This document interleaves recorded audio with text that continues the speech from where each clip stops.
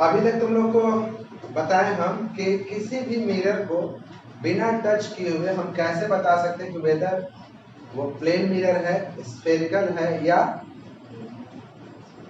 मतलब कॉनकेव है, कॉन्वेक्स है, या प्लेन मिरर है। तो पता है कि अगर सीधा इमेज बनता है सब में, ये दिमाग में रखें, इरेक्ट इमेज सब में बनता है। सेम साइज का बनता है तो प्लेन है, छोटा साइज का बनता है कॉन्वेक्स है, और बड़ा बनता है तो इन्वर्टेड बनता है तो सिर्फ और सिर्फ वो कॉनकेव हो सकता है। अब हम मिरर से रिलेटेड कुछ टर्म्स को पढ़ लेते हैं। कुछ टर्म्स को हम लोग को काफी काम आता है। कुछ टर्म्स में जैसे आता है कि centre of curvature, focus, pole, principal axis and so on. इस तरह के कुछ टर्म्स को हम लोग पढ़ते हैं। तो क्या होता है, अभी हम आपको बताएं कि अगर जैसे कि आप कॉनकेव लीजिए या कॉन्वेक्स मिरर लीजिए, वो किसी स्फीयर का पार्ट होता है। जिस स्फीयर का वो पार्ट होता है उसके सेंटर को ही हम सेंटर ऑफ कर्वेचर कहते हैं। तो मान लिए कि ये आपका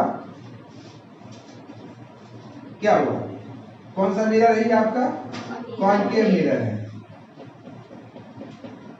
यहां पे मान लीजिए सेंटर ऑफ कर्वेचर है। सेंटर ऑफ कर्वेचर से एक लाइन पास करते हैं जो मिरर से होके निकलता है, ठीक है ना, सेंटर ऑफ कर्वेचर। और यहाँ पे जिस पॉइंट पे ये सेंटर ऑफ कर्वेचर से एक लाइन खींचे जो मिरर को जिस पॉइंट पर टच करता है उसको हम पोल करते हैं।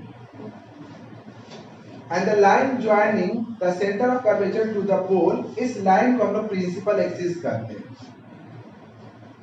सेंटर ऑफ कर्वेचर तो समझ में आ गया कि centre of curvature is the centre of sphere which mirror is part. Mirror जिस स्फीयर का पार्ट है उस स्फीयर का जो सेंटर होगा उसी को सेंटर ऑफ कर्वेचर कहेंगे।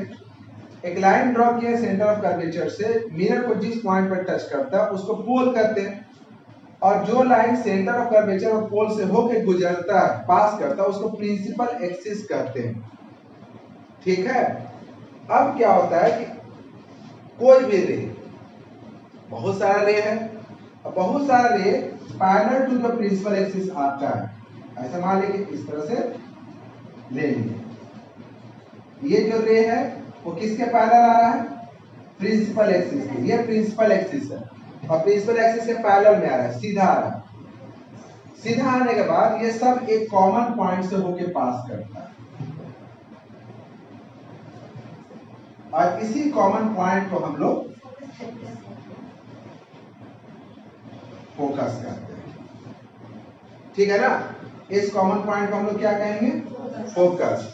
तो जिस कॉमन पॉइंट से सारा पैरेलल रे जो प्रिंसिपल एक्सिस के पैरेलल में आता है, रिफ्लेक्शन होने के बाद पास करेगा, उसी को हम लोग फोकस कहेंगे। अगर आप कॉनकेव ले लीजिए, ये कॉनकेव है, अब कॉन्वेक्स ले लीजिए ऐसे, तो आप जानते हैं कि इसका सेंटर ऑफ कर्वेचर ऐसे देखिएगा तो इस तरीके से आएगा, कोई बात नहीं। ऐसे लेते सी, यहां पे क्या है? पोल। फिर यहां पर भी पैरेलल रे आएगा, टकराएगा।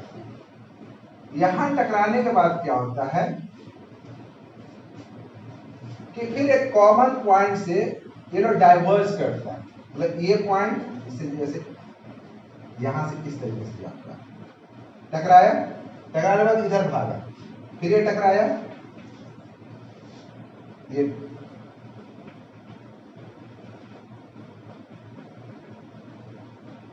ऐसे भागा। तो ये देख रहे हो कि जितना भी रिफ्लेक्टेड रे है वो किसी कॉमन पॉइंट से पास नहीं कर रहा। इतना रिफ्लेक्टेड रे, ये सब कभी देखोगे तो एकदम पीछे बढ़ाते जाएंगे तो किसी कॉमन पॉइंट से पास करेगा? कभी नहीं करेगा। हम इसको थोड़ा सा पीछे बढ़ाते हैं। पीछे बढ़ाते हैं तो देखते हैं कि अपीयर हो रहा है, ऐसा इमेजिनेशन कर सकते हैं कि यहाँ पे आके सब मिलेगा, और इस कॉमन पॉइंट से ये सब रे जो है ना दूर भाग रहा है। पीछे बढ़ाने पे ये सब इस कॉमन पॉइंट पे आके मीट करता है। इसी पॉइंट को हम इसका फोकस करते हैं। ये आपका क्या हुआ? कॉन्वेक्स। ये क्या हुआ? कॉन्वेक्स का फोकस देख रहा है कि किधर है, राइट साइड है कि लेफ्ट साइड है? Left side. इसका कहाँ है? इसमें आप देख रहे हैं कि जितना भी पैरेलल रे है आफ्टर द रिफ्लेक्शन फोकस के पास जा रहा है कि उससे दूर जा रहा है?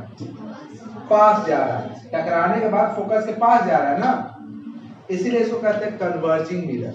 इसको कहेंगे हम कन्वर्जिंग मिरर। इसमें जितना भी रे है after the reflection passes away from the focus. वो फोकस से देखो सब दूर भाग रहा है, पास नहीं जा रहा। पास तो हम ले गए, अपने से नहीं गया, हम ले गए। वो सब उस फोकस से क्या हो रहा है? डाइवर्ज हो रहा है। इसको कहेंगे diverging mirror. Converging and diverging. Converging बहुत सिंपल सा चीज है, मेरा दिमाग पढ़ाई की तरफ कन्वर्ज कर रहा है, मतलब आपका पढ़ाई की तरफ जा रहा है, सब फोकस की तरफ कन्वर्ज कर रहा है। डाइवर्ज कर रहा है मतलब उससे दूर भाग रहा है। इसमें देखिए जितना भी रे है आफ्टर द रिफ्लेक्शन एक कॉमन पॉइंट से दूर भाग रहा है, इसीलिए इसको हम लोग कहते हैं डाइवर्जिंग मिरर और इसको कहते हैं कन्वर्जिंग मिरर। क्लियर है? तो आपको क्या क्या समझ में आया कि फोकस क्या है? तो फोकस वो पॉइंट है जिससे after the reflection all the ray passes which come parallel to the principal axis। या तो वो पास करता है या appear to passes। या तो appear मतलब लगता है, उससे इमेजिन कर सकते हैं पास करता है, जैसे हम लोग कर रहे हैं यहाँ पे लगता है, उस पॉइंट को हम फोकस करते हैं। सेंटर ऑफ कर्वेचर तो वो क्या है? तो it is the centre of sphere which mirror is pass. Pole क्या है? तो मिरर के पास जो पॉइंट होता है ना उसको हम लोग कहते हैं पोल। ठीक है? और प्रिंसिपल एक्सिस ये लाइन हो गया। ठीक है, यहां तक समझ में आया? कन्वर्जिंग कौन हुआ? ये कन्वर्जिंग, ये डाइवर्जिंग।